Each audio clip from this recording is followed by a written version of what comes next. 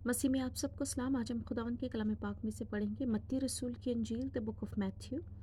उसका 10 बाब चैप्टर 10 उसकी 34 से लेके 39 आयत तक, वर्सेस 34 टिल 39। खुदावंद के पाक कलाम में ये लिखा है, ये ना समझो कि मैं ज़मीन पर सुलह कराने आया हूँ। सुलह कराने नहीं बल्कि तलवार चलवाने आया हूँ, क्योंकि मैं इसलिए आया हूँ कि आदमी को उसके बाप से और बेटी को उसकी माँ से और बहू को उसकी सास से जुदा कर दूं, और आदमी के दुश्मन उसके घर ही के लोग होंगे। जो कोई बाप या माँ को मुझसे ज़्यादा अजीज रखता है वो मेरे लायक नहीं, और जो कोई बेटे या बेटी को मुझसे ज़्यादा अजीज रखता है वो मेरे लायक नहीं, और जो कोई अपनी सलीब ना उठाए और मेरे पीछे ना चले वो मेरे लायक नहीं। जो कोई अपनी जान बचाता है उसे खोएगा, और जो कोई मेरी खातिर अपनी जान खोता है उसे बचाएगा। पाक कलाम के पढ़े और सुने जाने पर खुदावन की बहुत बरकत हो और खुदावन का बहुत शुक्र हो। आए खुदावन का शुक्र करें, खुदावन से पाक रूह की हिदायत मांगे, खुदावन से हिकमत मांगे, उसी की दानाई मांगे ताकि इस कलाम को समझ सकें। इस कलाम की गहरी बातें, इस कलाम के मुकाशवे, यीशु मसीह के अल्फाज जो हमारी ज़िंदगी हैं, जो हमारे रोज़ की रोटी हैं, जो हमारी लिए नूर हैं, उनको समझें और उसमें चलते जाएं ताकि हमेशा की ज़िंदगी पाएं। यीशु के नाम में मांगते हैं, आमीन। खुदावंद यीशु मसीह बड़े सख्त अल्फाज में यहाँ पर बयान करते हैं कि किस तरह आदमी के घर के दुश्मन उसके अपने ही लोग होंगे, और बेशक आज यही हो रहा है। खुदावंद यीशु मसीह यहाँ पर कहते हैं कि मैं ज़मीन पर सुलह कराने नहीं आया।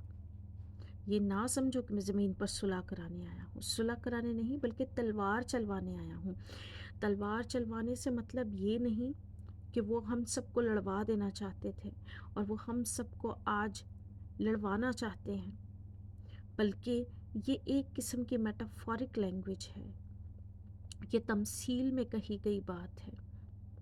और ये सच है कि आज जब खुदावंद यीशु मसीह को कोई भी जना बहुत ज़्यादा प्यार करता है और उसकी राहों पर चलने की कोशिश करता है, तो बेशक उसी के घर के लोग सबसे पहले उसको बेवकूफ़ और नासमझ समझते हैं।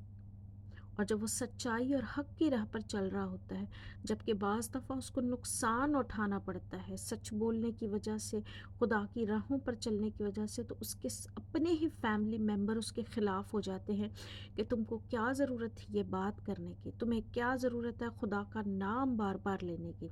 तुम्हें क्या ज़रूरत है ये बातें करने की, जबकि दुनिया इन बातों को सुनना नहीं चाहती, क्योंकि दुनिया की आंखें तो बंद हैं। और खुदावन ने हमें ये काम दिया है कि हम खुदावन के नाम को लें, खुदावन की बशारत करें, चाहे हमें उसके लिए बाज़ दफ़ा किसी के ताने सुनने पड़े, किसी की बातें सुननी पड़े। और आज यही हो रहा है कि घर के अपने ही लोग, बेटी माँ से, बाप बेटे से, सास बहू से इस बात पे नाराज़ और गुस्सा होती है कि ये तो हर वक्त दुआ करते रहते हैं, ये तो हर वक्त खुदा खुदा करते रहते हैं, बड़ा इनको खुदा खुदा करना आता है, किसी पार्टी पे नहीं जाते, कोई बुरी बात सुनना नहीं चाहते, गॉसिपिंग नहीं करते, किसी की गलत बात सुन के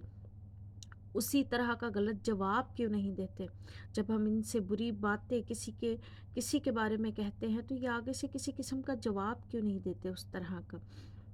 और हर चीज़ पे दुआ को और चर्च को फोकियत क्यों देते हैं।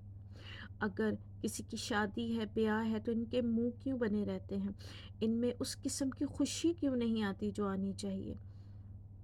लेकिन उनके दिल बेशक खुदावंद यीशु मसीह बदल चुके होते हैं, वो उसके लहू से सैंक्टिफाइड हो चुके होते हैं, बदल चुके होते हैं, वो सेट अपार्ट हो जाते हैं, अलग कर दिए गए होते हैं। और ये दुनियावी चीज़ें उनको फ़र्क नहीं देती, ये दुनियावी चीज़ें उनको लुभाती नहीं, ان کے دل کو تسلی نہیں دیتی، سو بے شک ان کا دل ان سب چیزوں میں پریشان رہتا ہے،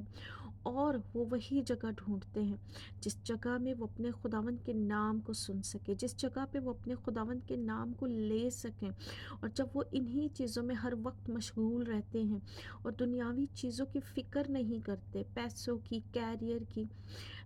میں یہ نہیں کہہ رہی کہ ہم آج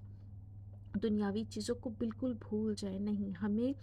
اپنے کیریئر کو، اپنی چیزوں کو ساتھ لے کے چلنا ہے، ہر چیز کو کرنا ہے، لیکن سب سے پہلی پرائیورٹی اپنے خداوند کو دینی ہے۔ سب سے پہلا جو سب سے ٹاپ پہ ہونا چاہیے وہ ہمارے خداوند کا کام ہونا چاہیے۔ اس کے ساتھ ساتھ ہمارے پاس 24 گھنٹے ہیں، ہم ہر کام کو کر سکتے ہیں، لیکن ہماری شروعات اپنے خداوند کے نام سے ہو، ہمارا رات کا آخر اپنے خداوند کے نام سے ہو، ہم اپنے خداوند کو اپنے دل میں یاد رکھیں ہر وقت، ہم روح میں جاگتے رہیں اور صرف دعا نہ کریں بلکہ اس کلام پہ چلیں، اس کلام کو ہماری زندگی میں لوگ دیکھ سکیں، لوگ ہمیں دیکھ کے جو ہے سٹمبل نہ ہوں، وہ بھٹکے نہ، وہ یہ سن کے کہ یہ تو ہر وقت دعا کرتا رہتا ہے لیکن اس کے کام اس کی دعا کے ساتھ میچ نہیں ہوتے، کہیں لوگ بھٹک نہ جائیں، کیونکہ جو ہماری دعاؤں کو سنتا اور جو ہمارے کردار کو دیکھتا ہے، بے شک وہ خداوند یسوع کے نام کی تمجید کرتا ہے، اس کے نام کو جلال دیتا ہے۔ اور آج جب ہم اپنے خداوند یسوع مسیح کے نام کو جلال نہیں دے پاتے،